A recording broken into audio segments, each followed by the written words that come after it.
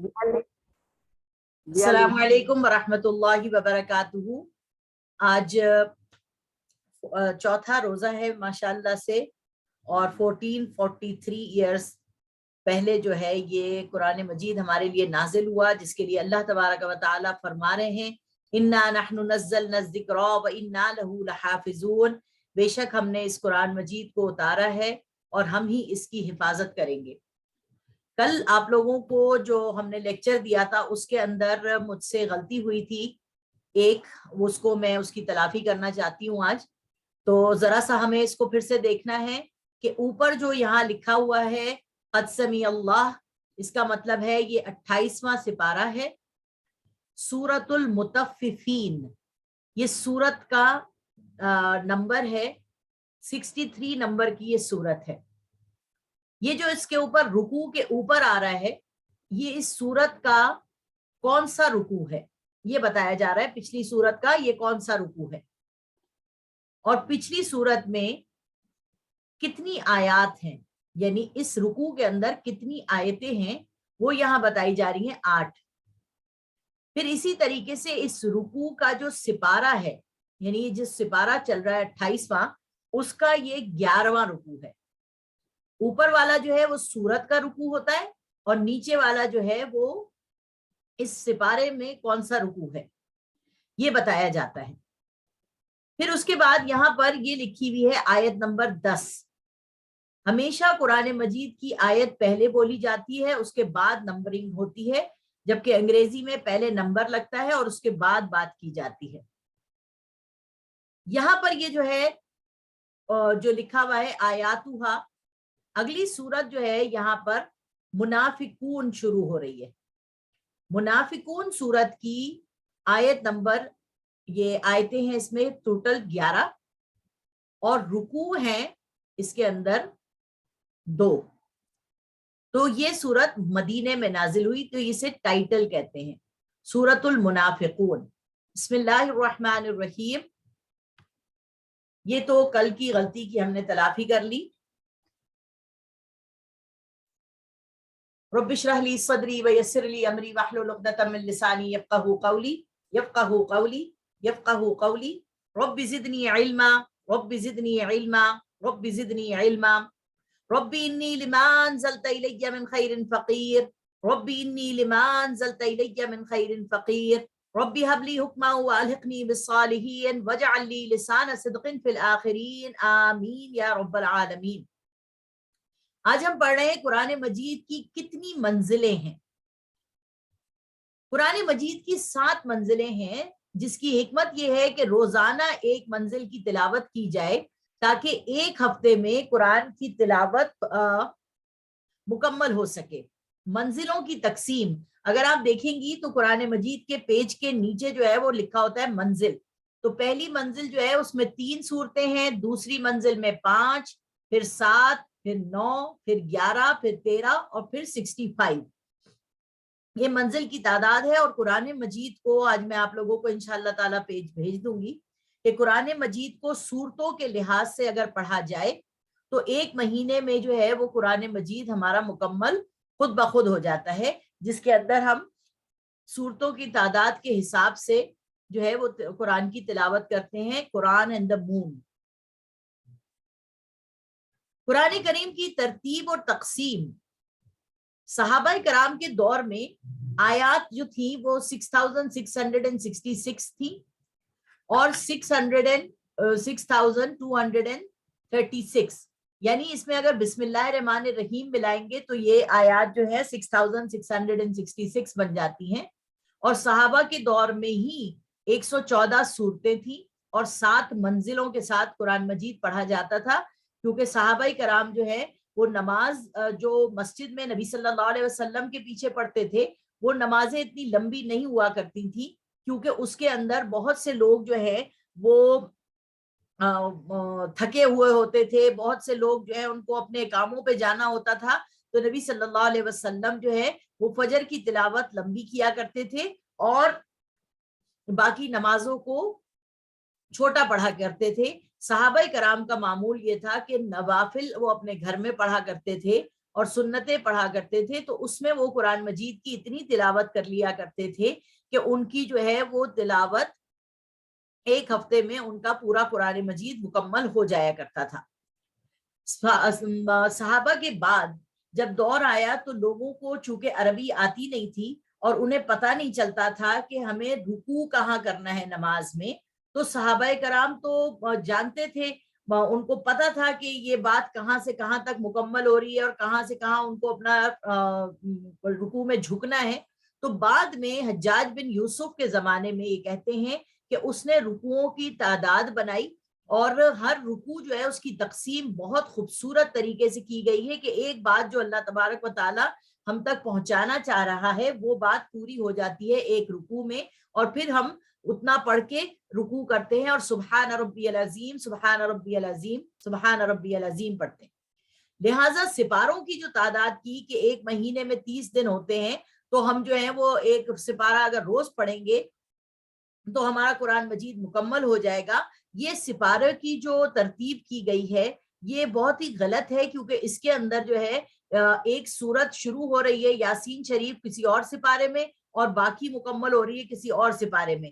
جب آپ پورے قرآن مجید کے ساتھ پڑھ رہے ہوتے ہیں تو آپ آرام سے قرآن مجید کی تلاوت صحیح طریقے سے کر سکتے ہیں، مگر جب آپ سپارے کی صورت میں اس کو پڑھنے کی کوشش کرتے ہیں تو آپ سورہ یاسین کا آدھا رکوع جو ہے وہ پڑھ لیتے ہیں آج اور پھر باقی سورت آپ پڑھتے ہیں کل۔ تو یہ چیز اللہ تبارک و تعالیٰ کو قرآن مجید میں ایک آیت ہے کہ جس نے ہماری جو قرآن مجید کو توڑا اس کے وہ اللہ تبارک و تعالیٰ بھی توڑ دیں گے، ٹھیک ہے؟ تو ہمیں یہ بات سمجھنی ہے کہ جب بھی اگر آپ کوئی سپارہ پڑھ رہی ہیں سپارے کی حیثیت سے، تو پھر آپ اگر سورت اگلی شروع ہو رہی ہے تو آپ نے پھر اس کو بھی ساتھ میں دوسرا سپارہ اٹھا کے پڑھنا ہے، یا پھر وہیں پر روک دیجئے جہاں پر سورت شروع ہو رہی ہے اور پھر دوسرے دن آپ اسی سورت سے شروع کریں۔ تو قرآن مجید کی سورت سے سورت تک پڑھنا چاہیے، اس طرح سے توڑ کر سورتوں کو پڑھنا صحیح بات نہیں ہے۔ قرآن حکیم کی ترتیب و تقسیم۔ نظم قرآن کے حوالے سے مولانا حمید الدین فراہی اور مولانا امین احسن اصلاحی کے نتیجہ فکر کے چند نکات ہم بیان کر رہے ہیں۔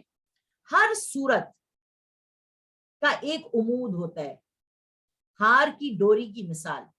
آپ دیکھیے کہ جو بھی سورت ہے اس کے اندر ایک، اگر آپ نیکلس دیکھتی ہیں جو چین آپ نے اپنے گلے میں پہنی ہوئی ہے اس میں ایک لاکٹ ہے۔ لاکٹ جو ہے وہ اصل آپ کی خوبصورتی کی چیز ہے، اسی کے اندر پتا چلتا ہے کہ وہ کتنا بڑا ہے، اس پہ کیا لکھا ہوا ہے، اس کے اندر کیا خوبصورتی ہے، ٹھیک ہے؟ اسی طریقے سے سمجھ لیجئے کہ اللہ تبارک و تعالی ایک خطبے کی صورت میں قرآن مجید کو ہمارے سامنے بیان کر رہا ہے، اس میں تحویل خطاب بھی ہے، جو باتیں میں آپ کو کل پرسوں بتا چکی ہوں کہ کبھی کسی سے بات ہو رہی ہے کبھی کسی کی بات ہو رہی ہے، پھر اللہ تعالیٰ ہمیں کوئی احکامات دے رہے ہیں، پھر بتا رہے ہیں کہ دیکھو یہی احکامات تم سے پہلے امتوں کو ملے، انہوں نے نہیں کیا، ان کو کیا ملا۔ تو کیا ہے کہ بیس لائن کیا ہے، ہر سورت جب آپ پڑھیں گی تو آپ کو یہ پتا چلے گا کہ اس سورت کا بیسک مضمون کیا تھا، ٹھیک ہے؟ نمبر 2، اکثر صورتیں جوڑوں کی شکل میں ہیں۔ اس سے کیا مراد ہے؟ یعنی آپ سورت البقرہ اور سورت الآل عمران یہ دونوں جوڑے دار صورتیں ہیں، ان کے بارے میں اللہ کے رسول صلی اللہ علیہ وسلم فرماتے ہیں کہ یہ جو ہے نا یہ آسمان پر بدلیوں کی صورت میں آئیں گی قیامت کے دن، جس وقت سایہ نہیں ہوگا، یہ دو صورتیں جو ہیں یہ آپ کے اوپر سایہ کریں گی، ٹھیک ہے؟ اسی طریقے سے سورت الضحیٰ اور سورت العلم نشرہ یہ دونوں صورتیں جوڑی دار ہیں۔ اسی طریقے سے نظم قرآن کے اندر جب ہم دورہ قرآن پڑھاتے ہیں، جب ہم دورہ قرآن کرتے ہیں، اور ہم نے جو کیا ہے اس میں آپ کو میں بتاتی جاتی تھی کہ یہ صورتیں کن کن صورتوں کی آپس میں جوڑی دار صورت ہے، جیسے سورت النور اور سورت الاحزاب۔ سپاروں کا یعنی صورتوں کا بیچ میں کافی رستہ ہے مگر یہ جوڑی دار صورتیں ہیں۔ اسی طریقے سے سورت یوسف اور سورت القصص یہ دونوں جوڑی دار صورتیں ہیں، ٹھیک ہے؟ باقی مکی مدنی صورتوں کے 7 گروپ ہیں۔ اب یہاں بتا دیں اللہ تبارک و تعالیٰ نے جو ہم نے پیچھے ایک موضوع پڑھا تھا اور اس میں یہ پڑھا تھا کہ مکی صورتوں میں کیا ہے، مکی صورتوں میں ایمان کی پختگی کا ذکر کیا گیا ہے مکی صورتوں میں اللہ تبارک و تعالیٰ نے لوگوں کو غور و فکر کی دعوت دی ہے، لوگوں کو یہ کہا ہے کہ دیکھو، کھول آنکھ، زمین دیکھ، فلک دیکھ، فضا دیکھ، مشرق سے ابھرتے ہوئے سورج کو ذرا دیکھ، اور یہ یاد رکھ کہ تو نے ایک دن مرنا ہے۔ قیامت کا، آخرت کا یقین دلایا گیا ہے لوگوں کو، کیونکہ موت کا یقین سب کو ہے مگر آخرت کا یقین نہیں ہے، ڈے آف ججمنٹ کا یقین نہیں ہے، اس لیے مکی صورتوں میں ڈے آف ججمنٹ کو ہائی لائٹ کیا گیا ہے، ٹھیک ہے، اور مدنی صورتوں میں احکامات دیے گئے ہیں۔ اب مدنی صورتوں میں جو اللہ تبارک و تعالیٰ نے احکامات دیے ہیں اس میں نماز، روزہ، حج، زکوٰۃ، نکاح، طلاق، رضاعت، یہ ساری چیزیں بتائی گئی ہیں۔ قرآن مجید کی میں نے آپ کو کل بھی یہ بات بتائی تھی کہ ترتیب نزولی الگ ہے اور ترتیب مصحف الگ ہے۔ ترتیب نزولی کا مطلب یہ ہے کہ سورت جو سب سے پہلے نازل ہوئی وہ کیا تھی ترتیب نزول کے حساب سے، اقرأ بسم ربک الذی خلق، خلق الانسان من علق، کہ پڑھو اللہ کے نام سے جس نے تمہیں خون کی پھٹکی سے بنایا ہے، اور وہ چیزیں سکھائی ہیں جو تم نہیں جانتے تھے، سمجھے؟ یہ تو پہلی سورت ہے ترتیب نزولی کے اعتبار سے۔ مگر جب آپ ترتیب مصحف میں دیکھتے ہیں، مصحف کا مطلب قرآن مجید میں دیکھتے ہیں، تو سب سے پہلی سورت آپ کے لیے کیا ہے؟ الفاتحہ۔ الفاتحہ کا مطلب ہے کھولنے والی۔ اب ترتیب جو نزولی تھی اس کے مطابق قرآن مجید کو کیوں نہیں جمع کیا گیا؟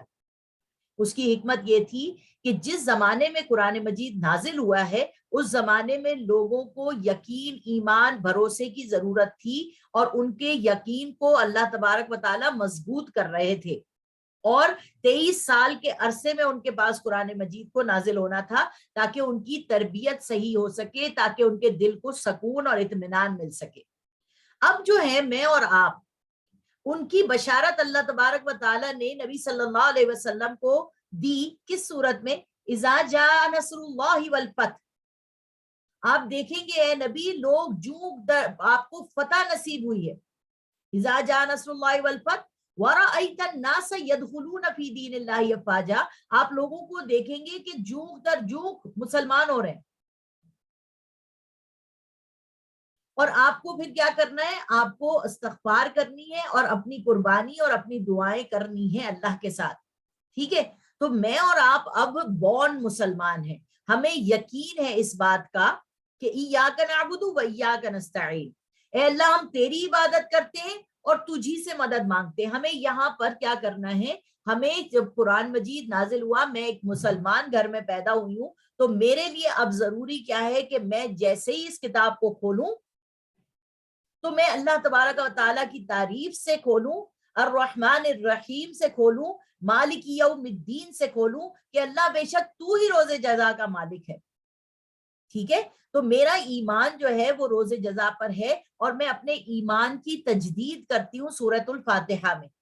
اسی لیے اللہ تبارک و تعالیٰ نے فرمایا کہ کوئی نماز ہو نہیں سکتی جب تک اس میں فاتحہ سورت نہیں پڑھی جائے۔ قرآن مجید میں اللہ تبارک و تعالیٰ فرما رہا ہے سبع المثانی من القرآن العظیم، کہ ہم نے یہ 7 آیات ایسی دی ہیں جو قرآن عظیم ہے۔ اور علماء کرام یہ بھی فرماتے ہیں کہ جو حضور صلی اللہ علیہ وسلم پر پہلی وحی نازل ہوئی اور ان کو کہا گیا پڑھ، تو ان کو کیا پڑھایا گیا تھا؟ تو کچھ لوگ کہتے ہیں کہ سورۃ الفاتحہ پڑھائی گئی تھی، اور جب سورۃ الفاتحہ کو آپ پڑھیں گی تو اس میں 7 آیات ہیں، اور ہم نے ابھی کیا پڑھا؟ قرآن مجید کی 7 منزلیں ہیں، ہر آیت سورۃ الفاتحہ کی وہ ایک منزل کو کھولتی ہے۔ وہ انشاءاللہ تعالیٰ ابھی ہم جب یہ منتخب نصاب پرسوں سے شروع کریں گے تو ہم اس کے اندر جب سورۃ الفاتحہ پڑھیں گے تو میں آپ کو بتاؤں گی۔ ابھی آپ یہ سمجھ لیجئے کہ اللہ تبارک و تعالیٰ نے جو سیٹنگ کروائی حضور صلی اللہ علیہ وسلم سے مصحف میں، یعنی اس قرآن مجید میں، یہ پوری سیٹنگ اللہ تبارک و تعالیٰ ہی کی طرف سے کروائی گئی ہے، اور یہی سیٹنگ سے قرآن مجید لوح محفوظ میں محفوظ ہے۔ یہ ہمارا عقیدہ اور یقین ہے۔ تو اب یہاں پہ گروپس بنائے گئے ہیں کہ 7 گروپس ہیں۔ پہلا گروپ جو ہے اس میں ایک مکی سورت ہے، اور سورۃ البقرہ، آل عمران، نساء اور مائدہ، یہ 4 سورتوں کی تعداد ہے کل ملا کے۔ یہ 3 سورتیں یہ بڑی والی اور ایک سورۃ فاتحہ کو اگر آپ ملائیں گے تو اس گروپ کے اندر احکام شریعت بیان کیے گئے ہیں، یعنی ہمارے لیے ڈوز اینڈ ڈونٹس بیان کیے گئے ہیں، نکاح طلاق یہ سارے مسائل بتائے گئے ہیں۔ دوسرا گروپ جو ہے اس میں اللہ تبارک و تعالیٰ نے 2 مکی صورتیں رکھی ہیں اور سورۃ الانفال اور توبہ 2 ہی مدنی صورتیں رکھی ہیں۔ یہاں پر اللہ تبارک و تعالیٰ ہمارے دل میں ایمان بالرسالت کو جگا رہا ہے، یعنی مکی اور مدنی صورتوں کو ایک ساتھ کر کے اللہ تبارک و تعالیٰ مسلمانوں میں ہم میں ایمان کی رسول اللہ صلی اللہ علیہ وسلم کے ساتھ ایمان ہمارا مضبوط کرا رہا ہے۔ کیوں؟ کیونکہ جو احکام شریعت آپ نے یہاں دیکھے ہیں نا، ان پہ یقین بھروسہ اور ان پہ عمل ہم تبھی کریں گے جب ہم ایمان رسول اللہ صلی اللہ علیہ وسلم پر لائیں گے، ان کی باتوں کو مانیں گے۔ دیکھیے سب سے بڑی پرابلم جو ہوتی ہے نا وہ ایمان کے اندر کیا ہے کہ چلو ایمان اللہ پہ لے آئے، ایمان رسول اللہ پہ لے آئے، یہ سب سے مشکل کام ہے۔ کیوں؟ کیونکہ اطاعت رب اور اطاعت امیر، یعنی ہم جب کسی انسان کی اطاعت کرتے ہیں، اس کی بات مانتے ہیں، تو ہمارے دل میں یہ خیال آتا ہے یہ ہمارے جیسا ہی تو انسان ہے، ہماری طرح کھاتا ہے، پیتا ہے، سوتا ہے، شادیاں بھی کر رہا ہے، اس کے بچے بھی پیدا ہو رہے ہیں۔ تو لوگوں کو، اس زمانے کے لوگوں کو یہ چیز تھی کہ وہ کیسے کسی کی اطاعت کر لیں، جیسے آج ہم اپنے شوہر کی کیسے اطاعت کر لیں، ہم کیوں اس کی بات مان لیں، ہم کیوں اس کی چیزوں پہ چلیں، ہم یہ اپنے استاد کے نیچے رکھ کے کیوں چلیں، ہم اپنے باس کے نیچے کیوں بنیں، کہ یہ بھی تو ہماری طرح کا انسان ہے۔ مگر اللہ تبارک و تعالیٰ یہاں پہ بتا رہے ہیں کہ یہ تمہارے جیسا انسان ہے، ما انا الا بشر مثلکم، نبی صلی اللہ علیہ وسلم ہمارے جیسے انسان ہیں، مگر ایکم مثلی، ان کے جیسا انسان ہے کون؟ ان کے جیسا انسان ہے کون کہ نبی صلی اللہ علیہ وسلم نے روزے رکھنے کا ہمیں حکم دیا اللہ نے قرآن مجید میں، اور نبی صلی اللہ علیہ وسلم کا روزہ ہوتا تھا صوم وصال۔ صوم وصال کسے کہتے ہیں؟ یعنی آپ نے روزہ کھولا ہی نہیں اور اگلے دن کا روزہ شروع ہو گیا اور پھر آپ نے 2 دن کے بعد اپنا افطاری کی۔ صحابہ کرام نے نبی صلی اللہ علیہ وسلم سے فرمایا کہ یا رسول اللہ آپ صوم وصال رکھتے ہیں، ہمیں کیوں نہیں رکھنے دیتے، ہم بھی رکھیں؟ تو حضور نے فرمایا ایکم مثلی، تم میں سے کون میرے جیسا ہے؟ مجھے تو میرا رب کھلاتا ہے، پلاتا ہے، سلاتا ہے، سب کچھ کرتا ہے۔ تو کیا ہے کہ یہ چیزیں ہمیں پتہ ہونی چاہیے کہ نبی صلی اللہ علیہ وسلم کو انسان اللہ نے ضرور بنایا، مگر وہ اشرف المخلوقات میں سب سے بہترین انسان تھے۔ تو ان کے اوپر ایمان لانا، ان کی بات پر یقین کرنا، ان کی بات پر بھروسہ کرنا، یہ ہمارے لیے سب سے زیادہ ضروری ہے، کیونکہ جو چیزیں اللہ تبارک و تعالیٰ انہیں عطا فرما رہے ہیں وہ ہم تک پہنچا رہے ہیں، تو ہم یقین اگر نہیں کریں گے تو پھر ہمارا قرآن کے اوپر یقین کیسے ہوگا؟ ٹھیک ہے۔ تیسری منزل جو آ رہی ہے اس میں بھی سورۃ الینس سے لے کر سورۃ المومنون 14 صورتیں مکی ہیں، اور میں نے آپ کو بتا دیا نا مکی صورتوں کے مضمون کیا ہیں، انذار آخرت ہے، اور ایک صورت اس میں مدنی ہے، سورۃ النور۔ اس کے اندر بھی اللہ تبارک و تعالیٰ ایمان بالرسالت کے اوپر زور دے رہے ہیں کہ میرے نبی پر ایمان لاؤ، میرے نبی کی ہر چیز کو سمجھنے کی کوشش کرو۔ اور ان صورتوں کا جو مرکزی مضمون ہے نا وہ یہ ہے کہ لوگ حضور صلی اللہ علیہ وسلم سے معجزات طلب کرتے تھے اور کہتے تھے ذرا معجزہ تو دکھاؤ۔ اب پہلے تو موسیٰ علیہ السلام نے اتنے معجزے دکھائے، یونس علیہ السلام نے معجزہ دکھایا، ہود علیہ السلام نے معجزہ دکھایا، صالح علیہ السلام نے معجزہ دکھایا، تم بھی دکھاؤ۔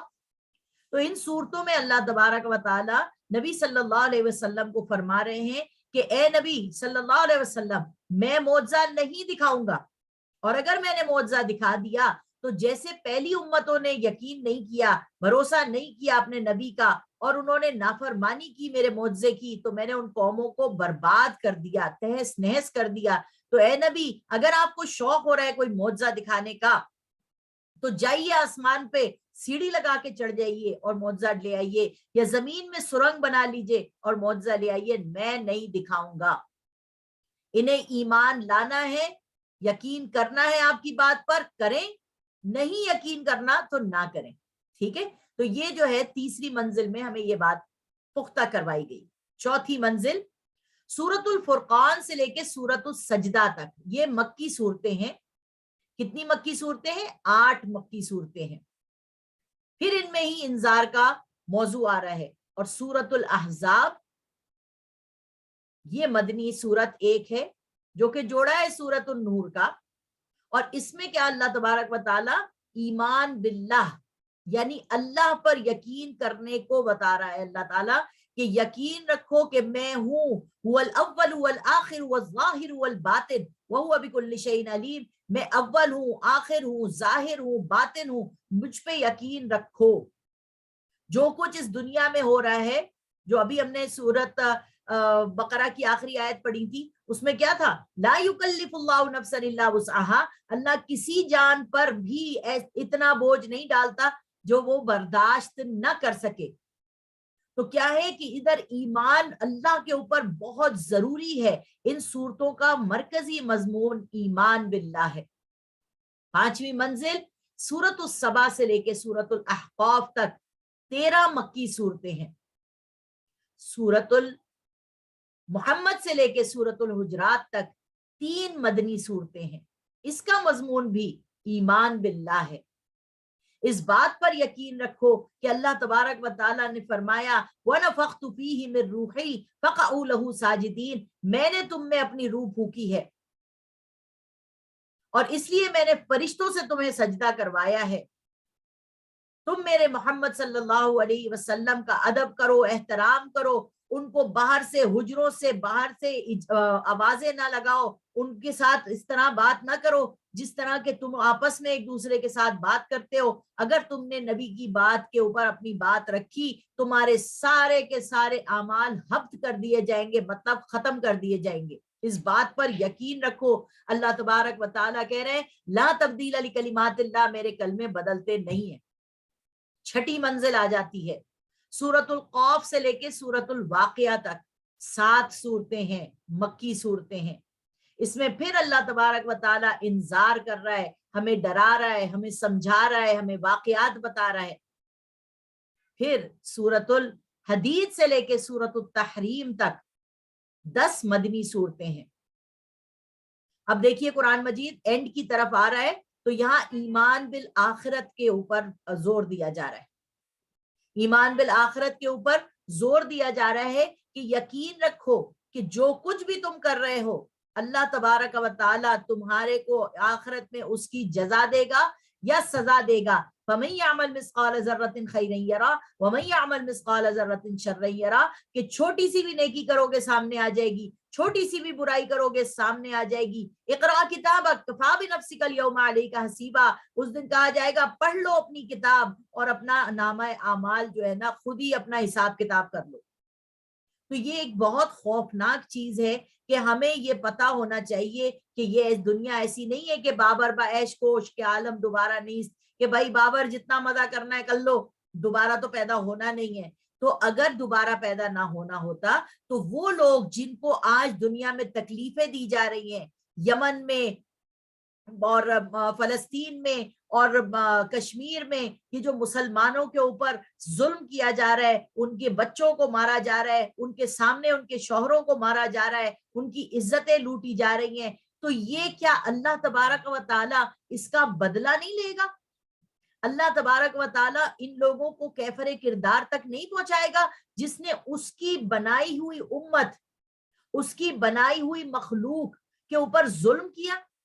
अल्लाह तबारक व ताला इसका बदला लेने के लिए उन लोगों से जिन्होंने शैतान की पैरवी की, उन लोगों से जो शैतान के कदमों पे चले और दुनिया में लोगों को बुरा भला किया और लोगों के ऊपर जुल्म ज्यादती की, अल्लाह तबारक व ताला कहता है खुशखबरी सुन लो ए ईमान वालों कि जो तकलीफें तुमने ली हैं इस दुनिया में, हिसाब मुझ पे छोड़ दो, मैं इनसे बदला लूंगा। और चूंकि यहाँ तो एक वक्त है मुअय्यन, ठीक है, 1 साल गुजर गया, 10 साल गुजर गए, 5 साल गुजर गए, वहां तो टाइम ही नहीं है ना, तो वो खालिदीना फीहा अबदा की सजा भुगतेंगे। तुम तो आज छोटी सी तकलीफ भुगतोगे और उसके बाद वो भी तकलीफ तुम पे वही डाली जाएगी जो तुम बर्दाश्त कर सकते हो। मगर अल्लाह तबारक व ताला अपने बंदे के साथ جس نے اللہ کے نبیوں کو تنگ کیا، اللہ تبارک و تعالیٰ نے پوری کی پوری قوموں کو نیست و نابود کر دیا. یہی تو پورے قرآن مجید میں آ رہا ہے. تو اگر نبی صلی اللہ علیہ وسلم کے ساتھ کسی نے برائی کی تو آخرت میں اللہ تبارک و تعالیٰ اس کے ساتھ بھی بدلہ لے گا، کیونکہ حضور صلی اللہ علیہ وسلم وہ واحد شخصیت ہے جس کے لیے اللہ پاک کہہ رہا ہے ان اللہ و ملائکتہ یصلون علی النبی یا ایھا الذین آمنوا صلوا علیہ وسلموا تسلیما، کہ میں میرے فرشتے درود و سلام پڑھتے ہیں محمد الرسول اللہ صلی اللہ علیہ وسلم پر، اے ایمان والو تم بھی درود و سلام پڑھو. تو یہ وہ شخصیت ہے جس سے اللہ تبارک و تعالی آسمان کی بلندیوں پہ بلا کے اور اس کو اپنی پاس بٹھا کے، اور اللہ تبارک و تعالی ان سے پوچھ رہے ہیں کہ میرے لیے کیا لے کے آئے ہو. اور ہمارے نبی صلی اللہ علیہ وسلم فرماتے ہیں التحیات للہ والصلوات والطیبات، اے اللہ میں اپنی قولی بدنی مالی تمام عبادتیں تیرے لیے لایا. اللہ کے رسول کو اللہ تعالیٰ جواب دیتے ہیں السلام علیکہ ایھا النبی ورحمۃ اللہ وبرکاتہ، سلامتی ہو آپ پر اے نبی اور میری رحمت اور برکت، اور میرا اور آپ کا نبی قربان جائے ان کے اوپر. وہ کہتے ہیں اللہ میں تو اپنے صحابہ کی طرف سے بھی ریپریزنٹیشن کرنے آیا ہوں، میں تو امام بنا کے بھیجا گیا ہوں، اللہ میں اپنے صحابہ کی بھی قولی بدنی مالی عبادتوں کا تحفہ تیرے لیے لایا ہوں، اور سلامتی تو نے مجھ پہ دی. اللہ پاک فرماتے السلام علینا وعلی عباد اللہ الصالحین، کہ سلامتی ہو آپ پر اور ان سب پر جو میرے سامنے اپنے ایمان کو اور اپنے اعمال کو پیش کرتے ہیں تحفے کے طور پر. صحابہ کرام یہ سنتے ہیں تو کہتے ہیں بے اختیار ہو کے اشہد ان لا الہ الا اللہ واشہد ان محمد عبدہ ورسولہ، کہ بے شک اے نبی صلی اللہ علیہ وسلم آپ ہی اللہ کے نبی ہیں، ہم گواہی دیتے ہیں کہ آسمان پر جا کے اللہ سے کلام کر کے آپ ہمیں نہیں بھولے، وہاں سے بھی آپ ہمارے لیے سلامتی لے کے آئے. الصلاۃ معراج المومنین، نماز کا تحفہ لے کے آئے کہ ہم اللہ تبارک و تعالیٰ سے کلام کرنے کے لیے کھڑے ہو رہے ہیں، ہم سجدہ زمین پر کر رہے ہیں اور سجدے کا نشان ہمارا آسمان پہ اللہ کے پیروں میں ہی ہو رہا ہے. حضور صلی اللہ علیہ وسلم کے جب آخری وقت آیا تو حضور صلی اللہ علیہ وسلم نے صحابہ سے بولا تمہیں پتہ ہے کہ میں کب راضی ہوں گا؟ اللہ قرآن مجید میں آیت نازل کر رہا ہے سورۃ الضحیٰ میں وَلَسَوْفَ يُعْطِيكَ رَبُّكَ فَتَرْضَىٰ، اے نبی ان قریب ہم آپ کو خوش کر دیں گے، راضی کر دیں گے. حضور فرماتے ہیں تمہیں پتہ ہے میں کب راضی ہوں گا؟ میں اس وقت راضی ہوں گا جب قیامت کے دن اللہ تبارک و تعالیٰ میری امت کا ایک ایک شخص جس کے دل میں رائی کے دانے کے برابر بھی ایمان ہو وہ جہنم سے نکال کر جنت میں نہ لے آئے. لوگ جہنم میں جائیں گے، قرآن کہہ رہا ہے وَإِن مِّنكُمْ إِلَّا وَارِدُهَا كَانَ عَلَىٰ رَبِّكَ حَتْمًا مَّقْضِيًّا، کہ ہر شخص کو پل صراط کے اوپر سے گزرنا ہے. دنیا کا پل صراط کیا ہے؟ مشکلات ہیں. دنیا کا پل صراط کیا ہے؟ غم ہے، تکلیفیں ہیں. مگر کیا ہے اس کے اندر اگر ایمان مضبوط ہے تو تکلیف اگر آپ کے اوپر آئی ہے اور تکلیف میں آپ ہیں اس وقت اور آپ صبر کرتی ہیں، اللہ پر بھروسہ رکھتی ہیں، تو اللہ تبارک و تعالیٰ فرما رہا ہے انما یوفی الصابرون اجرہم بغیر حساب، بے شک صبر کرنے والے کو میں بے حساب عطا فرماتا ہوں. تو یہ ایمان ہوگا آپ کا آخرت پر تو آپ کو اپنے نتیجے کو وہاں دیکھنے کی خوشی ہوگی. آپ یہاں پر ایک سبحان اللہ الحمدللہ اللہ اکبر پڑھیں گی تو آپ کو یقین ہونا چاہیے کہ آخرت میں جنت میں میرا درخت لگا ہوا ہوگا. فرما رہے حضور صلی اللہ علیہ وسلم کلمتان خفیفتان علی اللسان حبیبتان الی الرحمن سبحان اللہ و بحمدہ سبحان اللہ العظیم. جب آپ یہ پڑھیں گے تو آپ کو اور بھی پتا چلے گا کہ کیا سبحان اللہ مجھے وہاں پر جنت میں یہ ساری چیزیں ملیں گی. تو چھٹی منزل آپ کو سورۃ القاف سے لے کر سورۃ القاف سے سورۃ الواقعہ 7 صورتیں ملتی ہیں مکی، اور سورۃ الحدید سے لے کے سورۃ التحریم تک 10 صورتیں ملتی ہیں مدنی ایمان بالآخرت پر. 7ویں منزل اور آخری منزل سورۃ الملک سے لے کر سورۃ الاخلاص تک مکی صورتوں کی تعداد ہے 46، اور مدنی صورتیں سورۃ الفلق اور سورۃ الناس ہے، جس کے اندر اللہ تبارک و تعالی مدنی صورت بیان کر رہا ہے اور فرماتا ہے اللہ تعالی سورۃ الفلق میں بھی اور سورۃ الناس میں بھی کہ اگر تمہارے اوپر کوئی پریشانی آ رہی ہے، اگر تمہارے اوپر کوئی جلن، حسد، کینہ، بغض کر رہا ہے تو تم یہ سورتوں کو پڑھ لو، اللہ تبارک و تعالی تمہیں حفاظت دے گا۔ ترجمہ پڑھ لیتے ہیں سورۃ الفلق اور ناس کا۔ سورۃ الفلق کا ترجمہ ہے، کہو کہ میں صبح کے مالک کی پناہ مانگتا ہوں ہر چیز کی برائی سے جو اس نے پیدا کی، اور تاریک رات کی برائی سے جب وہ خوب چھا جائے، اور گنڈوں میں پڑھ پڑھ کر پھونکنے والوں کی برائی سے، اور حسد کرنے والے کی برائی سے جب وہ حسد کرنے لگے۔ یعنی اللہ تبارک و تعالی ہمیں ایک بتا رہے کیفیت جو باہر سے ہمارے اوپر اثر انداز ہوتی ہے، اور سورۃ الناس میں اللہ تبارک و تعالی فرما رہے وہ کیفیات جو اندر سے ہمارے اندر گڑبڑ کرتی ہیں۔ فرماتے ہیں سورۃ الناس میں، کہو کہ میں لوگوں کے رب کی پناہ مانگتا ہوں، لوگوں کے بادشاہ کی پناہ مانگتا ہوں، لوگوں کے معبود برحق کی پناہ مانگتا ہوں دل میں وسوسے ڈالنے والے شیطان کے شر سے، جو اللہ کا نام سن کر پیچھے ہٹ جاتا ہے۔ شیطانی وسوسہ جب دل میں آئے تو کوئی بھی ایسا شخص نہیں ہے جس کے دل میں وسوسے نہ آئے، ٹھیک ہے۔ حضور صلی اللہ علیہ وسلم کے پاس صحابہ کرام آئے اور انہوں نے کہا، یا رسول اللہ، ہمارے دل میں کبھی کبھار آپ کے لیے ایسی ایسی وسوسے آتے ہیں کہ ہم اپنی زبان سے کہنا جو ہے نا وہ اس سے پہلے اپنی زبان کاٹ لینا پسند کرتے۔ تو اللہ کے رسول صلی اللہ علیہ وسلم نے فرمایا کہ وہ وسوسہ جو تمہارے اندر رہ جائے، ٹھیک ہے، اور تم اسے بیان نہ کرو تو اللہ تبارک و تعالیٰ کی طرف سے معافی ہے۔ یہ آیت کون سی ہے قرآن مجید میں جو آپ کو اس کی معافی دے رہی ہے؟ وہ بھی سورۃ البقرہ کی آیت ہے۔ سورۃ البقرہ کی آیت جو ہم نے آخری بتائی ہے نا، کہ جو اللہ تعالیٰ نے آسمانوں پر نازل کی تھی آمن الرسول سے، اس سے پہلی والی آیت ہے 284، للہ ما فی السماوات وما فی الارض وَإِن تُبْدُوا مَا فِي أَنفُسِكُمْ أَوْ تُخْفُوهُ يُحَاسِبْكُم بِهِ اللَّهُ فَيَغْفِرُ لِمَن يَشَاءُ وَيُعَذِّبُ مَن يَشَاءُ وَاللَّهُ عَلَى كُلِّ شَيْءٍ قَدِيرٌ۔ اللہ ہی ہے مالک ان سب چیزوں کا جو آسمان میں ہیں، جو زمین میں ہیں، اور جو باتیں تمہارے دلوں میں ہیں، چاہے تم ان کو ظاہر کرو چاہے تم ان کو پوشیدہ رکھو، اللہ تم سے حساب لے گا، پھر جسے چاہے گا بخش دے گا اور جسے چاہے گا سزا دے گا، اور اللہ تو ہر شے پہ پوری قدرت رکھتا ہے۔ جب یہ آیت نازل ہوئی وسوسے والی، یہ جب آیت نازل ہوئی تو صحابہ کرام ڈر کے مارے ان کی حالت خراب ہو گئی کہ ہمارے دل میں جو حضور صلی اللہ علیہ وسلم کے لیے کبھی کبھی وسوسے آتے ہیں اللہ کی طرف سے کہ اللہ ہماری مدد کرے گا نہیں کرے گا، ہمارے دل میں وسوسے آتے ہیں جب ہم پریشانی میں ہوتے ہیں، غم میں ہوتے ہیں، اور ہم سوچتے ہیں کہ ہمیں بھی اختیار ہے کہ نہیں، ہم بھی کچھ کر سکتے ہیں یا نہیں، ہم اپنی بات کو رسول کی بات کے اوپر رکھنے کے وسوسے آتے ہیں، تو اللہ تعالیٰ کہہ رہا ہے کہ تمہارے دل میں جو بات آتی ہے اس پہ بھی تمہاری پکڑ ہوگی۔ تو صحابہ کرام بڑی مشکل سے حضور صلی اللہ علیہ وسلم کے پاس آئے اور انہوں نے کہا، اللہ پاک اگر ہمارے دلوں کے وسوسوں پہ بھی ہمیں پکڑنے لگا تو پھر تو ہم میں سے کوئی بھی نہیں بخشا جائے گا۔ یہ وہ آیت ہے جو صحابہ کرام کی پریشانی کی وجہ سے فوراً منسوخ ہو گئی۔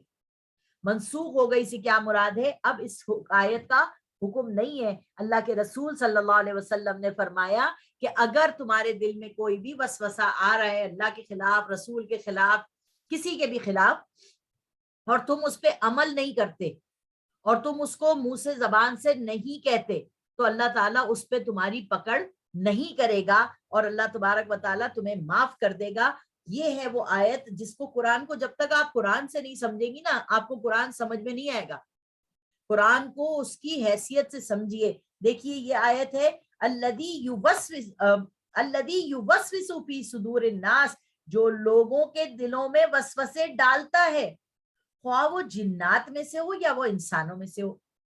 انسان ہی انسان کے دل میں وسوسہ ڈالتا ہے، انسان ہی انسان کو اللہ سے دور کرتا ہے، انسان ہی اللہ کی رحمت کو سمجھتا ہے کہ اس کو نہیں ملے گی۔ اللہ تبارک و تعالیٰ فرماتے ہیں تم جیسا میرے لیے گمان کرو گے میں تمہارے لیے بالکل ویسا ہوں۔ تو یہ تھی وہ 7 گروپ جو اللہ تبارک و تعالیٰ نے قرآن مجید میں بیان کیے، اور مکی اور مدنی صورتوں کے لحاظ سے یہ ساری چیزیں جو ہیں ہمارے سامنے آئیں.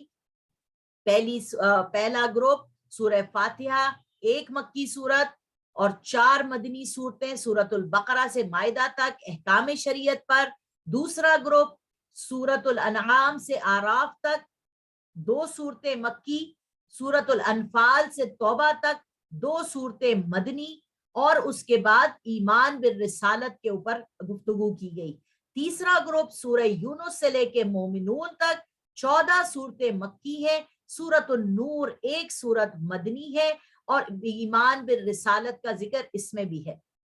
چوتھا گروپ سورۃ الفرقان سے لے کے سورۃ السجدہ تک 8 صورتیں ہیں، سورۃ الاحزاب 1 مدنی صورت ہے بیچ میں ایمان باللہ پر.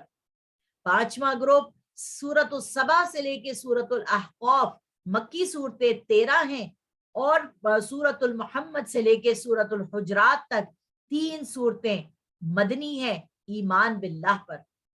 چھٹا گروپ سورۃ القاف سے لے کے سورۃ الواقعہ تک 7 صورتیں مکی ہیں، سورۃ الحدید سے لے کے سورۃ التحریم تک 10 صورتیں مکی ہیں مدنی ہیں، اور ایمان بالآخرت سے گفتگو ہو رہی ہے.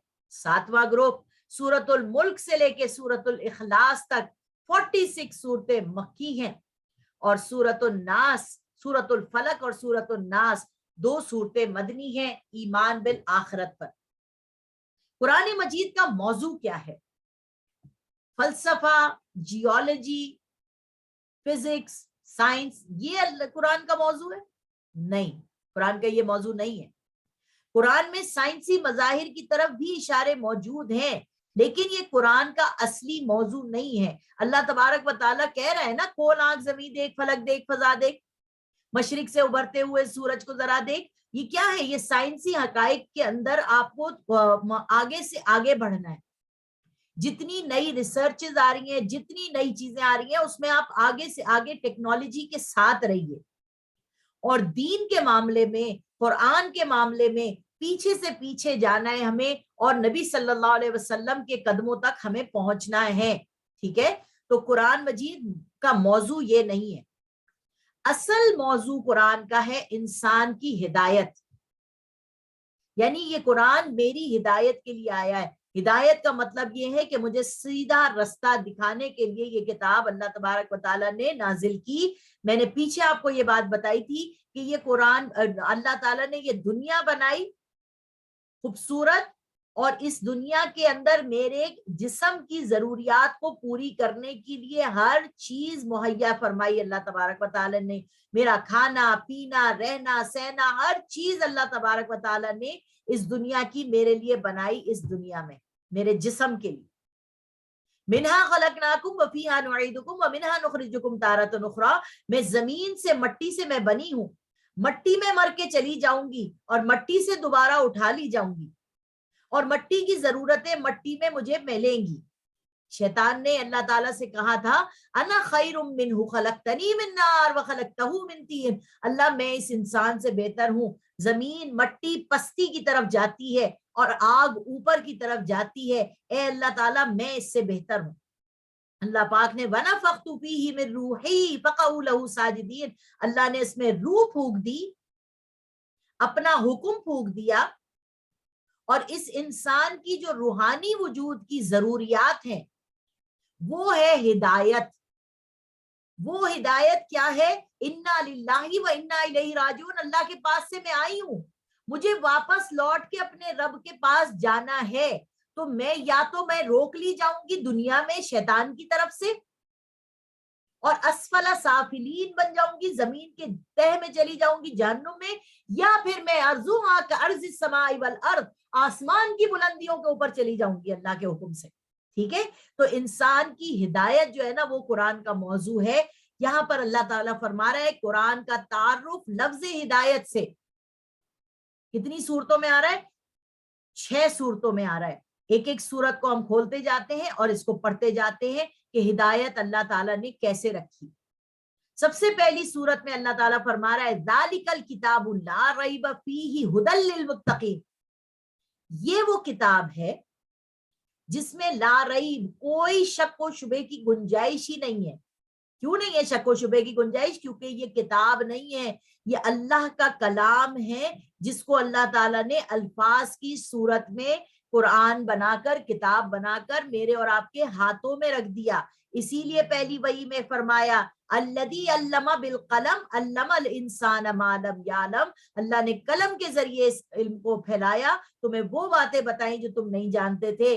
فیہ ھدی للمتقین، یہ وہ ہے جو ہدایت دیتی ہے تقوی اختیار کرنے والوں کو۔ متقین کسے کہتے ہیں؟ تقوی کسے کہتے ہیں؟ اللہ تبارک و تعالیٰ کو ناراض نہ ہو جائے اس لیے اللہ سے ڈرنا۔ آگے فرماتے ہیں سورۃ البقرہ کی آیت نمبر 185 میں، شہر رمضان الذی انزل فیہ القرآن ھدی للناس وبینات من الھدی والفرقان۔ اللہ تعالیٰ فرما رہے ہیں کہ رمضان کا مہینہ وہ ہے جس میں میں نے اس قرآن مجید کو نازل کیا ہدایت کے لیے لوگوں کے، وبینات من الھدی، اور واضح فرق کر دیا میں نے سیدھے رستے کی طرف، اور فرقان بنایا، حق و باطل میں فرق کرنے والی یہ کتاب بنائی، اس میں ساری باتیں اللہ تعالیٰ نے بتا دی۔ اور دیکھیے آپ رمضان میں کیوں کیا؟ کیونکہ رمضان میں ہماری دنیاوی جو ضرورتیں ہیں، پینے کی، کھانے کی، سونے کی، جاگنے کی، اللہ تبارک و تعالیٰ نے ان ساری کیفیات کو روکا۔ ہم کھاتے نہیں ہیں، پیتے نہیں ہیں، سارا دن روزے سے ہوتے ہیں۔ ہماری روح کو غذا دینے کے لیے اللہ تبارک و تعالیٰ نے فرمایا کہ دن میں روزہ رکھو اور رات کو قیام کرو، اور پھر اپنے قیام کے اندر قرآن مجید کی تلاوت کرو، تو تیرے ضمیر پر جب تک نہ ہو نزول کتاب تو آپ کے دل کے اندر قرآن اترے گا، اور آپ کو پتہ چلے گا یہ کتاب میرے لیے ہدایت کے واسطے آئی ہے، دلہن کے سر کے اوپر سے گزارنے کو نہیں آئی، کسی کے مرنے پہ قرآن خوانی کرنے کو نہیں آئی، برکت کے لیے کسی کو پریزنٹ دینے کو نہیں آئی، بلکہ یہ میری ہدایت کے لیے آئی ہے، مجھے وہ رستہ دکھانے کے لیے آئی ہے جس رستے کے اوپر چل کے میں سیدھی اللہ تبارک و تعالیٰ سے جا کے ملاقات کر سکتی ہوں۔ سورۃ اللقمان کی آیت نمبر 3 میں بتا رہا ہے ھدی ورحمۃ للمحسنین، یہ ہدایت ہے، یہ رحمت ہے نیک لوگوں کے لیے، محسنین احسان کرنے والوں کے لیے۔ اولئک الذین انعم اللہ علیہم من النبیین والصدیقین والشہداء والصالحین وحسن اولئک رفیقا، وہ لوگ جو نبی ہے، صدیقین ہیں، سچے ہیں، شہداء شہید ہیں، والصالحین اور نیک لوگ ہیں، احسان کرنے والے لوگ ہیں۔ احسان کرنا کسے کہتے ہیں؟ ان تعبد اللہ کانک تراہ فان لم تکن تراہ فانہ یراک۔ کیا مطلب اس کا؟ یعنی اللہ کی عبادت ایسے کرو جیسے تم اسے دیکھ رہے ہو، اور اگر تم اسے نہیں دیکھ رہے تو وہ تو تمہیں دیکھ رہا ہے، یہ احساس تو اپنے اندر پیدا کرو۔ تو وہ لوگوں کے لیے یہ قرآن ہدایت ہے جو اور رحمت ہے جو اللہ کے لیے ہر کام کرتے ہیں۔ دنیا ان کو مقصود نہیں ہوتی، اللہ کی رضا مقصود ہوتی ہے۔ جب اللہ کی رضا مل گئی تو دنیا تو ان کے قدموں میں آ کے گرے گی، اور یقین مانے گرتی ہے۔ آپ کی کوئی ضرورت اللہ پاک رکنے نہیں دیتا، جب آپ اللہ کی ضرورت کو، اللہ کے کام کو اس کے لیے پھیلاتے ہیں تو اللہ تعالیٰ لوگوں کو آپ کی طرف متوجہ کر دیتا ہے۔ آگے فرماتے ہیں سورۃ التوبہ کی آیت نمبر 33 میں، وَالَّذِي أَرْسَلَ رَسُولَهُ بِالْهُدَى وَدِينِ الْحَقِّ لِيُظْهِرَهُ عَلَى الدِّينِ كُلِّهِ وَلَوْ كَرِهَ الْمُشْرِكُونَ۔ وہی ہے رب جس نے بھیجا اپنے رسول کو بالہدا، ہدایت دینے والا، اور دین حق لے کے بھیجا، لیظہرہ علی الدین کلی، تاکہ تمام دینوں کی جو باتیں غلط ہو چکی ہیں ان لوگوں میں، جو انہوں نے اپنی کتابوں کو چینج کر رکھا ہے، جو انہوں نے اپنے اوپر غلط چیزیں مسلط کر رکھی ہیں، لیظہرہ علی الدین کلی، ان کی تمام لوگوں کی دین کی چیزوں کو صحیح کرنے کے لیے اللہ تبارک و تعالیٰ نے یہ ہدایت اتاری ہے۔ وَلَوْ كَرِهَ الْمُشْرِكُونَ، اور شرک کرنے والوں کو، بدعت کرنے والوں کو، اللہ کو نہ ماننے والوں کو چاہے جتنا ناپسند ہو یہ قرآن کا نازل ہونا، اللہ تبارک و تعالیٰ اپنے نیک بندوں کے لیے اس قرآن کو نازل کر کے بھیجا ہے تاکہ وہ سیدھے رستے پر چل سکیں۔ سورۃ البنی اسرائیل کی آیت نمبر 9 میں فرما رہا ہے اللہ تعالیٰ، ان ھذا القرآن یہدی للتی ہی اقوم، بے شک یہ قرآن وہ ہے جو سیدھا رستہ تمہیں دکھاتا ہے. سیدھا رستہ کون سا؟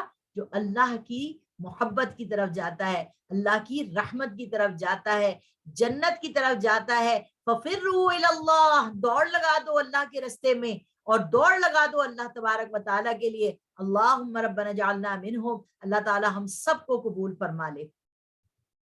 سورۃ الجن میں فرماتے ہیں آیت نمبر 13 میں، انا سمعنا قرآنا وَأَنَّا لَمَّا سَمِعْنَا الْهُدَىٰ آمَنَّا بِهِ.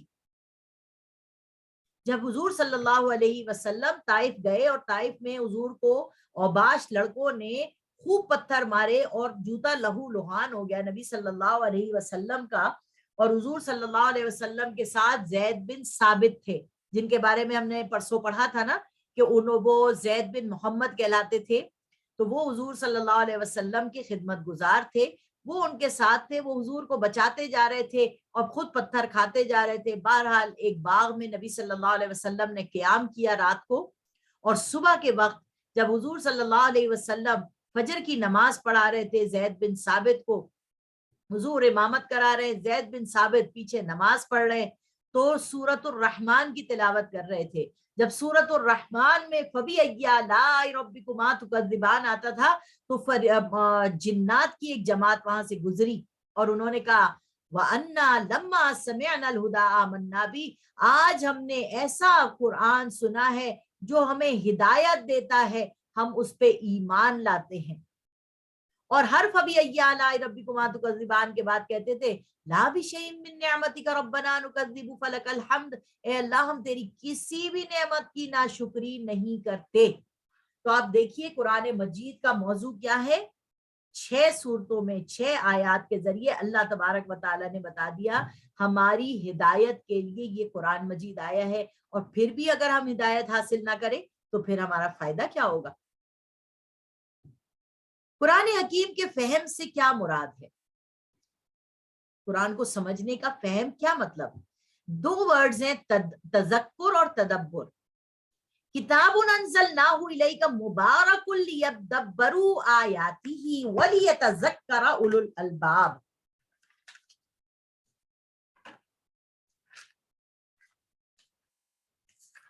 ایک منٹ. یہ قرآن ایک بابرکت کتاب ہے جو ہم نے آپ پر نازل کی ہے تاکہ لوگ اس کی آیات پر تدبر کریں اور سمجھدار لوگ اس سے نصیحت حاصل کریں. یعنی یہ کتاب جو ہے وہ آپ کے لیے آئی ہے تاکہ آپ اس میں غور و فکر کریں. اب 2 ورڈز ہیں، تذکر، ایک ورڈ تذکر ہے. تذکر کا کیا مطلب ہے؟ یاد دہانی حاصل کرنا، نصیحت اخذ کرنا. یعنی اس کی جو آیات بار بار دہرائی جاتی ہیں، ہم جو لیکچر دیتے ہیں اس میں بار بار بات آ رہی ہوتی ہے، ہم کہتے ہیں یہ تو وہی سنی ہوئی بات ہے، مگر کیا ہم نے اس کو سن کر اس پہ عمل کیا یا نہیں کیا؟ تو قرآن کیا ہے؟ تذکر ہے، بار بار آپ کو یاد دہانی کراتا ہے تاکہ اگر آپ بھول جائیں تو آپ کو یاد آ جائے. اور قرآن مجید میں اللہ تبارک و تعالیٰ حضرت آدم علیہ السلام کے لیے فرما رہا ہے کہ جب ہم نے ان کو جنت میں بھیجا تو ہم نے ان سے کہا اس فلانے درخت کے قریب بھی مت جانا، فَنَسِيتَهَا، وہ بھول گئے. سمجھ آ رہی ہے؟ شیطان نے ان کو بھلا دیا. وَكَذَلِكَ الْيَوْمَ تُنْسَىٰ، اور ان کو اسی درخت کے پاس لے کے چلا گیا. سمجھ آ رہی ہے؟ اس لیے اللہ تبارک و تعالی مجھے اور آپ کو بار بار بار بار یاد دلاتا رہتا ہے. تو تذکر کا مطلب ہے یاد دہانی حاصل کرنا، نصیحت اخذ کرنا، سرسری غور و فکر کرنا، مضامین کا لب لباب اور اخلاقی اور عملی رہنمائی حاصل کرنا. یعنی ابھی جو ہم انٹروڈکشن آف قرآن کر رہے ہیں یہ سرسری غور و فکر کر رہے ہیں، اور اس کے مضامین کا لب لباب کیا ہے کہ یہ قرآن کوئی چھوٹی بک نہیں ہے، یہ اللہ کی بات ہے، اللہ کا خط ہے. اس کو سمجھنا اور عملی رہنمائی حاصل کرنا ہمارا کام ہے تذکر کے ذریعے. دنیا کی آسان ترین کتاب ہے یہ، آسان ترین. سورۃ القمر میں اللہ تبارک و تعالیٰ فرما رہا ہے وَلَقَدْ يَسَّرْنَا الْقُرْآنَ لِلذِّكْرِ فَهَلْ مِن مُدَّكِرٍ. 4 مرتبہ یہ آیت آئی ہے. آیت نمبر 17 بھی یہی ہے، 22 आयत में भी यही है, 32 आयत में भी यही है, 40 आयत में भी यही है सूरतुल कमर की, वलक़द यस्सरनल कुरआन लिज़्ज़िक्रि फ़हल मिन मुद्दकिर, कि ये बहुत आसान किताब है, आप इसको पढ़ें और आपको समझ में आ जाएगा कि अल्लाह ताला आपसे क्या फरमा रहे हैं। दो शराइत हैं इसको समझने के लिए। खुलूस नियत होनी चाहिए आपके अंदर। आप इसलिए नहीं पढ़ रही हो कि मैं पढ़ूंगी और दूसरे को सुनाऊंगी। आपके अंदर खुलूस नियत हो कि अल्लाह जो कुछ भी मैं पढ़ रही हूँ, सुन रही हूँ, समझ रही हूँ, अल्लाह उसके ऊपर मुझे अमल नसीब फरमा। और नंबर 2 आपके अंदर होनी चाहिए तलब हिदायत, कि मुझे हिदायत कैसे मिलेगी, मेरे लिए इसमें क्या पैगाम है, वो मुझे समझने की जरूरत है। तो क्या हुआ, नंबर 1 तज़क्कुर, नंबर 2 आ रहा है तदब्बुर। तदब्बुर किसे कहते हैं? गहरा गौर व फिक्र। गहरा गौर व फिक्र यानी अल्लाह तबारक व ताला चाह रहा है कि अब आप जो है वो उसको और गौता, यानी अगर आपको फर्ज करें पानी में से मोती निकालने हैं तो स्विमिंग तो आप करते हैं ऊपर सतह पे।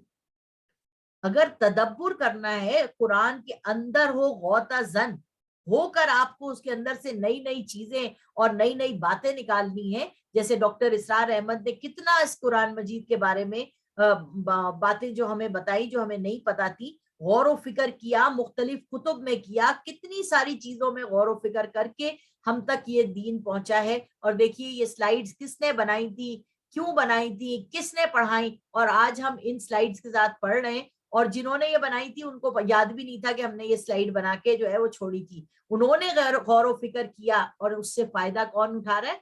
हम और आप उठा रहे हैं। तो गहरा गौर व फिक्र करना है। कुरान के मज़ामीन में पोशीदा हिकमत और फलसफे को समझ लेना चाहिए हमें। यानी जब हम डेप्थ में कुरान को पढ़ते हैं, शान नुजूल के हिसाब से पढ़ते हैं कि ये क्यों नाजिल हुई थी, कब नाजिल हुई थी, क्या वजह थी इसकी, उस तरह से हम जब पढ़ते हैं तो ये फलसफे समझना हमें बहुत जरूरी है। इस लिहाज से कुरान मुश्किल तरीन किताब है।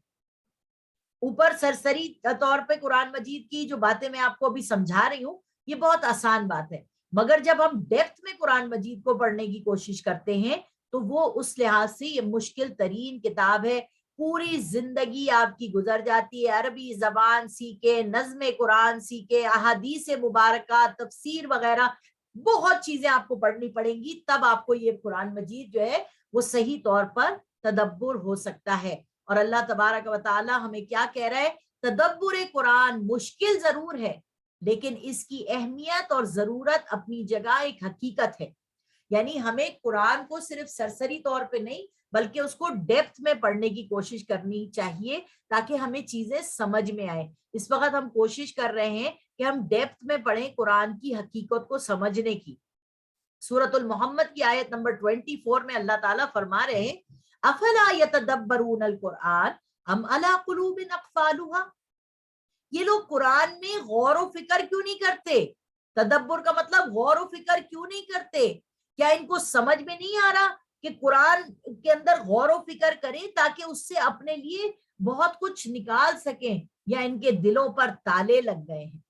यानी अल्लाह तबारक व ताला मुझे भी और आपको भी ये समझा रहा है कि कुरान में गौर व फिक्र करो और अपने दिल को नरम करो, और जब तुम्हारा दिल नरम होगा, तुम्हारे अंदर दिल में कुरान की बातें उतरेंगी तो तुम्हारा दिल सही हो जाएगा। और दिल क्या है? अल्लाह फरमा रहा है ना मैं आसमान में समाता हूँ ना जमीन में समाता हूँ, मैं तो तुम्हारे दिल में समाता हूँ। तो जब अल्लाह की बात के अंदर नहीं घुसेंगे, कुरान के अंदर गौता नहीं लगाएंगे, तो अल्लाह तबारक व ताला इस अपने घर को नरम कैसे करेगा? इसके अंदर आके समाएगा कैसे? अल्लाह फरमाते हैं ना, एक शायर ने खूब कहा, तू दिल में तो आता है समझ में नहीं आता, मैं जान गई तेरी पहचान यही है कि अल्लाह दिल में है मगर हमें समझ में नहीं आ रहा कि कैसे है। तो अपने दिल के तालों को खोलना है और कुरान को गौर से समझना है। कुरान हकीम के मज़ामीन की हिकमत अजायबात समझ में आते हैं जिससे इंसान का ईमान शऊरी सतह पर पहुंच जाता है और यकीन कल्बी हासिल होता है, जिससे इस किताब की अजमत दिल में बैठ जाती है। हम अभी जो पढ़ने की कोशिश कर रहे हैं, जो मैं आपको पढ़ा रही हूँ, मैं आपको गौता दिलवा रही हूँ آپ اس کی ڈیپتھ میں جائیں اور سمجھنے کی کوشش کریں یہ اللہ کا کلام ہے. تو جب آپ کے دماغ میں یہ چیز آ جائے گی نا تو آپ خود اس کو پڑھانے سے پہلے وضو کریں گی, خود آپ اس کو عزت دیں گی, اس کو اونچی جگہ پہ رکھیں گی, اس پہ اچھا کپڑا بھی چڑھائیں گی, اس کے اوپر اس کے سامنے سے گزریں گی بھی نہیں. جب بات کریں گی کسی سے تو قرآن مجید کا ورق کو بند کریں گی, پھر کسی سے بات کریں گی. جب کھولیں گی تو بسم اللہ الرحمن الرحیم سے پہلے اعوذ باللہ من الشیطان الرجیم کو پڑھ کر شیطان کو بھگائیں گی اور پھر اس قرآن مجید کو کھولیں گی. جب آپ اس قرآن کو اس طرح سے سمجھیں گی کہ اللہ کی کتاب ہے تو پھر آپ کی جو شعور ہے, پھر آپ کے دل میں اس کی عظمت زیادہ بیٹھے گی. معاشرے کے ذہین اور سوچنے سمجھنے والے عناصر کو قرآن حکیم کی تعلیمات سے متاثر کیا جا سکتا ہے اور ان کے ذہنوں میں اٹھنے والے سوالات کا جواب بھی دیا جا سکتا ہے. دیکھیے قرآن خطبے کی طرح سے ہے, میں نے آپ کو پہلے بتایا تھا, اور اللہ تعالیٰ نے ہر سوال پوچھنے والے کا جواب پہلے سے قرآن میں ڈال دیا ہے. اس سے پہلے کہ آپ سوال پوچھیں, دیکھنا تقریر کی لذت کہ جو اس نے کہا میں نے یہ جانا یہی تو میرے دل میں تھا. یعنی اللہ تبارک و تعالیٰ ہمیں تھرو اینڈ تھرو جانتا ہے. اس کتاب کو جب ہم پڑھیں گے اور اپنے دل سے اس کو کھولیں گے تو یہ قرآن ہم سے بات کرے گا, کیونکہ وہ ہمارے ذہنوں کے سوالوں کی الجھنوں کو جانتا ہے. نمبر 3, مختلف شعبہ زندگی سے متعلق جدید نظریات تمدنی ارتقاء کے نتیجے میں تشکیل پانے والے اداروں کہ صحیح اور غلط اجزاء کو چھانٹ کر الگ کیا جا سکتا ہے. یعنی آپ نے یہ جو مختلف شعبہ ہے زندگی ہے, اس میں اگر آپ نے قرآن کو نکال دیا ہے تو آپ اس کے ذریعے قرآن کو واپس اس کے اندر لا سکتی ہیں. غلط اجزاء کو چھانٹ کے علیحدہ کیا جاتا ہے اور عصر حاضر کے تقاضوں کو سامنے رکھتے ہوئے قرآن و سنت کی روشنی میں اسلام کا عادلانہ اور قابل عمل نظام مرتب کیا جا سکتا ہے. یہ ایسی خوبصورت کتاب ہے کہ ڈیپتھ میں اس کو پڑھ کر آپ کو سب سمجھ میں آ جائے گا. قرآن کی محکم اور متشابہ آیات سے کیا مراد ہے؟ محکم اور متشابہ آیات کے بارے میں سورۃ آل عمران کی آیت نمبر 7 میں فرما رہا ہے اللہ تبارک و تعالی, والذی ارسل رسولہ بالہدی ودین الحق لیظہرہ والذی انزل علیک الکتاب منہ آیات محکمات ہن ام الکتاب واخر متشابہات فاما الذین فی قلوبہم زیغ فیتبعون ما تشابہ منہ ابتغاء الفتنة وابتغاء تأویلہ وما يعلم تأویلہ الا اللہ والراسخون فی العلم یقولون آمنا به کل من عند ربنا وما يذکر الا اولو الالباب. اللہ فرما رہا ہے وہی تو ہے اللہ جس نے آپ پر کتاب نازل کی جس کی بعض آیتیں محکم ہیں اور وہی اصل کتاب ہے اور بعض متشابہات ہیں. تو جن لوگوں کے دلوں میں کجی ہے وہ متشابہات کے پیچھے پڑ جاتے ہیں تاکہ فتنہ برپا کریں, اور ان آیات کی مراد دراصل ان کا پتہ لگائیں, حالانکہ ان کی مراد اصلی اللہ کے سوا کوئی نہیں جانتا. اور جو لوگ علم میں پختگی رکھتے ہیں وہ کہتے ہیں کہ ہم ان پر ایمان لائے, یہ سب آیات ہمارے رب کی طرف سے ہیں اور نصیحت تو عقل مند ہی قبول کرتے ہیں. دیکھیے یہاں پر اللہ تعالیٰ بتا رہے ہیں محکم آیات کسے کہتے ہیں. پورا قرآن جو ہے نا وہ محکم ہے, یعنی جس کے احکامات پہ عمل کیا جائے, یعنی مفہوم سادہ ہے اور عام فہم ہے. نماز پڑھو سمجھ آتی ہے بات, روزہ رکھو سمجھ آتی ہے بات, زکوٰۃ دو سمجھ آتی ہے بات. تو یہ مفہوم سادہ ہوتا ہے. اوامر اور نواہی, ڈوز اینڈ ڈونٹس, شراب مت پیو, جوا مت کھیلو, حرام مت کھاؤ, رشوت مت لو, یہ سمجھ آنے والی باتیں, یہ محکم آیات ہیں. غور و فکر کا ارتکاز, یعنی اگر آپ قرآن میں غور و فکر کرنا چاہتی ہیں تو آپ اس کے اندر خوب طریقے سے غور و فکر کر سکتی ہیں. متشابہات آیات کسے کہتے ہیں؟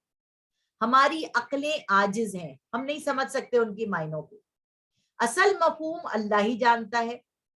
دلوں میں کجی اور غور و فکر کا موضوع نہیں بنانا چاہیے. مثال کے طور پہ میں آپ کو بتاؤں متشابہات آیات کون سی ہیں. اللہ تبارک و تعالیٰ نے فرمایا کہ ہم نے 7 آسمان بنائے ہیں. اب ہمارا جو عقل ہے نا وہ سمجھ نہیں سکتی، کیونکہ یہ جو پہلا آسمان ہمیں نظر آ رہا ہے نا، اس پہ آپ کتنا اوپر بھی چلے جائیں تو آپ کو اس کی سمجھ نہیں پڑے گی کہ یہ اوپر آسمان جو ہے وہ اس کے اوپر کوئی یعنی کوئی ایسی جگہ نہیں ہے کہ جب آپ پہنچے تو وہ اس کو آپ کو چھت نظر آئے. ٹھیک ہے، اللہ کہہ رہا ہے یہ جو آسمان ہے اس کے اوپر میں نے 7 آسمان اور بنا رکھے ہیں. یہ متشابہات ہے، یہ ہماری عقل سے ماورا چیز ہے، تو ہمیں اس پہ ایمان لانا ہے، یقین کرنا ہے. جنت ماورا چیز ہے. اللہ تعالیٰ فرما رہا ہے مالا عین رأت ولا اذن سمعت ولا خطر علی قلب بشر. ہمیں نہیں سمجھ میں آتا جنت کیسی ہوگی. اللہ کہہ رہا ہے عرضها کعرض السماء والارض، آسمانوں اور زمین کی بلندیوں تک ہوگی. ٹھیک ہے، ہم کچھ چیزوں کو نہیں سمجھ سکتے، جیسے حروف مقطعات ہیں، وہ کیا ہے؟ کاف یا عین صاد حامیم عین سین قاف نون. یہ جو آپ اپنے گھروں میں لٹکا لیتی ہیں اور آپ کہتی ہیں کہ اس کو حروف مقطعات کو لٹکا لینے سے گھروں میں برکت آئے گی، یہ اللہ اور اس کے رسول بہتر جانتے ہیں یہ کیا کوڈ ورڈز ہیں. اسی طریقے سے قرآن مجید میں آتا ہے ید اللہ فوق ایدیہم، اللہ کا ہاتھ ان کے ہاتھوں پہ ہے. تو لوگوں نے ایک فرقہ بنا لیا، فرقہ مجسمہ، کہ اللہ میاں کا ہاتھ بھی ہے، اس کا مطلب ہے وہ اس کا ہاتھ ہمارے جیسا ہاتھ ہے. پھر ایک جگہ قرآن میں آتا ہے کشف الساق، اللہ اپنی پنڈلی کھولے گا، تو ہم اس کو اپنی پنڈلی سمجھتے ہیں. ٹھیک ہے، تو یہ کچھ ایسی چیزیں ہیں، اور مزید بھی مثالیں اس کے اندر بہت ساری ہیں کہ ہماری عقلیں جو ہے نا اس کو سمجھ نہیں سکتی. اللہ تبارک و تعالیٰ کہہ رہا ہے پورا قرآن جو محکم ہے اس کو سمجھنے کی کوشش کرو، ان متشابہات آیات کی جو تمہیں سمجھ نہیں آ رہی ہے اس کو چھوڑ دو، وہ اللہ اور اس کا رسول بہتر جانے. قیامت کے دن وہ کھلیں گی باتیں ہمارے سامنے، وہ اللہ پاک خود ہی بتا دے گا، ہمیں ضرورت نہیں ہے، اور وہ بہت کم ہے، محکم آیات زیادہ ہے، ان کے اوپر عمل کرنے کی ضرورت ہے. قرآن حکیم کی تعویل خاص اور تعویل عام سے کیا مراد ہے؟ تعویل خاص اور تعویل عام. تعویل خاص کیا ہوتی ہے؟ آیات اکثر و بیشتر کسی خاص پس منظر میں نازل ہوئی ہیں، پس منظر اور شان نزول کی روشنی میں سمجھنا. دیکھیے میں نے آپ کو بتایا تھا کہ قرآن مجید 23 سال میں نازل ہوا، اور اللہ تعالیٰ نے اس کی ریزننگ کیا بتائی کہ جب لوگ آپ کے پاس آئیں گے سوال کرنے کے لیے، کوئی بات پوچھیں گے، تو ہم آپ کو آن دا اسپاٹ اس کا جواب دے دیا کریں گے. اسے کہتے ہیں شان نزول. سمجھ آ رہی ہے کہ قرآن کی تعویل خاص کیا ہے؟ جو حضور صلی اللہ علیہ وسلم کے زمانے میں قرآن اترا اور کس پس منظر میں اترا، کیا کہانی تھی. جیسے میں نے آپ کو اس عورت کی کہانی سنائی تھی، قد سمع اللہ قول التی تجادلک فی زوجہا وتشتکی الی اللہ، جس کے میاں نے زہار کر لیا تھا اس سے اور اس کو طلاق ہو گئی تھی، اور وہ شور مچا رہی تھی اور حضور سے کہہ رہی تھی کہ کچھ کریں میرے چھوٹے چھوٹے بچے ہیں، میں کہاں جاؤں گی. اور اللہ پاک نے اس کی آواز سن لی اور اس کی آواز کے جواب میں قرآن کی صورت نازل کی. تو قرآن مجید کی تعویل خاص وہ ہے جو حضور صلی اللہ علیہ وسلم کے زمانے میں واقعات پیش آئے اور اس کے جواب میں قرآن مجید کی آیات نازل ہوئی، اسے تعویل خاص کہتے ہیں. اب آتی ہے تعویل عام. قرآن حکیم ہر دور کے لیے ہدایت ہے.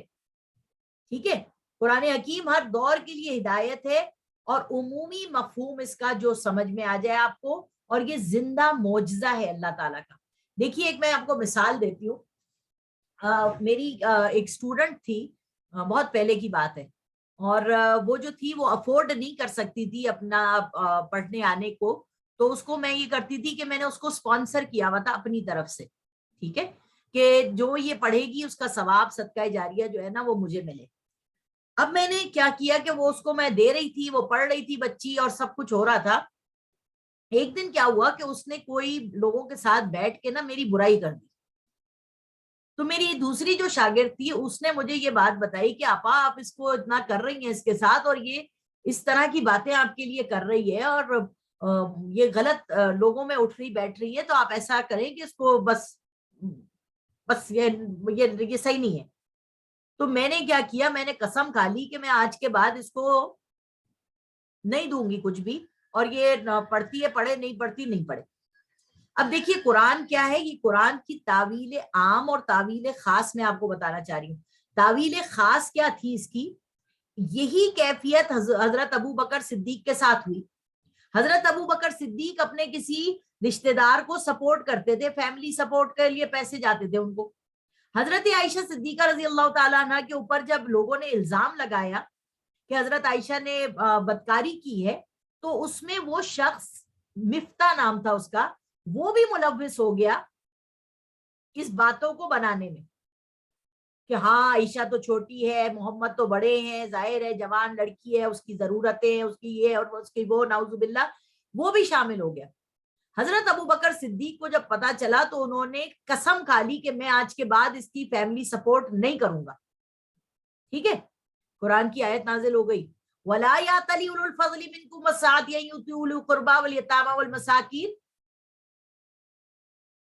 اونچے درجے کے لوگ اگر کوئی کام کر رہے ہیں اللہ تعالیٰ کی رضا کے لیے کر رہے ہیں، اس کو سپورٹ اللہ تعالیٰ کی رضا کے لیے اگر تم ابو بکر کر رہے ہو تو تم اس کو معاف کر دو اور اس کی سپورٹ کرنا جاری رکھو، کیونکہ تم میری رضا کے لیے کر رہے تھے یا تم اس لیے کر رہے تھے کہ میں اس کو سپورٹ کروں گا، یہ میری بیٹی کے خلاف کچھ بول نہیں سکے گا. سمجھ میں آ رہی ہے بات کی؟ تو یہاں پر حضرت ابو بکر صدیق نے فوراً اللہ تعالیٰ سے معافی مانگی اور انہوں نے اس کو سپورٹ کرنا جاری کر دیا. یہ تعویل خاص ہے جو حضرت ابو بکر صدیق کے ساتھ پیش آئی، وہی چیز میرے لیے بھی پیش آئی. میں نے بھی وہی حرکت کی کہ اچھا یہ میرے لیے ایسی بات کر رہی ہے، میں اس کو آئندہ نہیں دوں گی. اور قرآن مجید کو میں نے کھولا ہے خدا کی قسم، اور یہی آیت میرے سامنے آئی جو حضرت ابو بکر صدیق کے لیے آئی تھی کہ اگر تم اونچے درجے کے بندے ہو اور تم کسی کی مدد کر رہے ہو اور میرے لیے کر رہے ہو تو کیا اس کو معاف کر دو. کیا تم نہیں چاہتے کہ میں تمہیں معاف کر دوں اور تمہارے لیے روزی کا جو ذریعہ میں نے رکھے میں انہیں جاری رکھوں؟ میں نے فوراً جو ہے نا اللہ تعالیٰ سے توبہ کی اور میں نے جو ہے اس کو دینا شروع کر دیا اور اس کو سمجھا بھی دیا اور بات ساری کی ساری سیٹل ہو گئی. قرآن کی تعویل خاص کیا تھی؟ ابو بکر صدیق کے لیے اتری تھی، مگر وہی دور کی چیز وہی ساتھ میرے بھی ہو گئی، وہ آپ کے ساتھ بھی ہوتی ہے. آپ بھی بہت سے لوگوں کو سپورٹ کرتے ہیں، آپ بھی بہت سے لوگوں کے لیے اچھا کرتے ہیں. سمجھ آ رہی ہے؟ اور آپ بھی یہ کرتے ہیں اور پھر وہ لوگ آپ کے ساتھ برائی کرتے ہیں اور آپ یوں کہیں تو قرآن کی آیت کیا کہہ رہی ہے؟ فیہ ذکرکم، تمہارا ذکر ہے اس کے اندر. یعنی تمہارے ساتھ بھی اگر وہی واقعہ پیش آئے تو تم بھی وہی کرنا جو صحابہ کرام نے کیا تھا کسی نے. سمجھ آ رہی ہے بات کی؟ تو قرآن کی تعویل عام یہ ہے کہ قرآن ہر زمانے کے لیے ہے. قرآن آپ سے بات کرتا ہے، قرآن آپ کو بھی ہدایت ایسے ہی دیتا ہے جیسے حضرت ابو بکر صدیق کو دی تھی، جیسے صحابہ کرام کو دی تھی، جیسے تابعین کو دی، تبع تابعین کو دی، شہداء کربلا کو دی. ہر بندے کے لیے یہ کتاب ہدایت ہے. تو قرآن کریم ہر دور کے لیے ہدایت ہے. اس نے میرے لیے ہدایت کا ذریعہ بنایا، تو یہی قرآن آپ کے لیے بھی ہدایت کا ذریعہ بنے گا. سورۃ الانبیاء کی آیت کیا کہہ رہی ہے؟ لقد انزلنا الیکم کتابا فیہ ذکرکم افلا تعقلون. بے شک یہ جو کتاب ہم نے نازل کی ہے نا تمہارے لیے، اس میں تمہارا ذکر ہے. افلا تعقلون، اگر تم عقل سے کام لو، سوچو سمجھو. تو میں نے آپ کو دیکھیے یہ آیت کو ڈیفائن کر کے دیا کہ میرا ذکر تھا اس میں. ٹھیک ہے، میرا ذکر تھا اس میں، یہی ذکر آپ لوگوں کے لیے بھی ہے. تو کوشش کریں کہ اگر کسی سے آپ ناراض ہیں تو اس کو معاف کر دیں. اگر آپ چاہتے ہیں کہ اللہ آپ کو معاف کر دے، ہم نے بھی بہت سو کے دل دکھائے ہیں. اگر کسی نے ہمارا دل دکھایا ہے نا تو ہم نے بھی بہت سو کے دل دکھائے ہیں. تو جب ہم دوسروں سے معافی مانگیں گے تو اللہ تبارک و تعالی ہمیں بھی توفیق، ہمارے لیے بھی کسی سے معافی کا انتظام کروا دے گا. اور اللہ تبارک و تعالی سے ہمیں معافی ہر وقت مانگتے ہی چلے جانا ہے. یہاں پر آ رہے عقائد اور اوامر و نواہی کا فہم. عقائد اور اوامر و نواہی، ڈوز اینڈ ڈونٹس کے فہم کے لیے حدیث مبارکہ اور سنت نبی صلی اللہ علیہ وسلم، اقوال، آثار صحابہ اور سلف صالحین کی تعلیمات اور عمل سے رہنمائی لینی ہے. انشاءاللہ العزیز مجھے ٹائم کا پتہ ہی نہیں چلا، کافی ٹائم ہو گیا.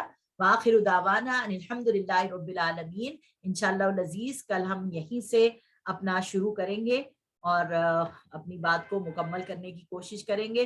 اللہ تعالیٰ آپ سب کو جزائے خیر دے. آپ سب کی وجہ سے اللہ تعالیٰ نے مجھے توفیق دی اور آپ سب کی برکتیں ہیں، رحمتیں ہیں، اس مہینے کی رحمتیں ہیں، برکتیں ہیں. اللہ تعالیٰ کے کلام کو اس نے بولنے کی ہمیں توفیق عطا فرمائی، آپ کو سننے کی توفیق عطا فرمائی. اللہ تعالیٰ جہاں تک ہمارا یہ ویڈیو آڈیو جا رہا ہے، اللہ تعالیٰ ان سب کو اور ہم سب کو اپنی بارگاہ میں قبول و منظور فرمائے.